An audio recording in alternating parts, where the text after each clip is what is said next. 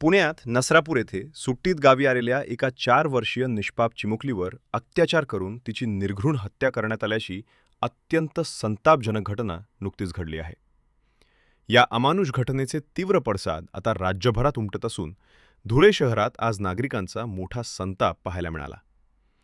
पोलिसांनी ताब्यात घेतलेल्या 65 वर्षीय संशयितवरील खटला जलद गतीनं न्यायालयात चालवून त्याला थेट फाशीची शिक्षा द्यावी या प्रमुख मागणीसाठी धुळ्यातील विविध संघटनांच्या वतीने आज क्युमाईन क्लब परिसरात तीव्र निषेध आणि धरणे आंदोलन करण्यात आले. श्री भगवान परशुराम युवा मंच, सखी मंच आणि सकल ब्राह्मण समाज धुळे यांच्या नेतृत्वाखाली जेल रोड येथील क्युमाईन क्लब परिसरात हे धरणे आंदोलन करण्यात आले. या घटनेचा निषेध नोंदवण्यासाठी आंदोलकांनी एका प्रतिकात्मक पुतळ्याला फाशी दिली. हा कोणत्याही एका समाजाचा प्रश्न नसून विकृत प्रवृत्तीविरुद्धचा लढा आहे, अशी भावना व्यक्त करत शहरातील सर्वच स्तरातील नागरिकांनी या आंदोलनात एकजुटीने सहभाग नोंदवला.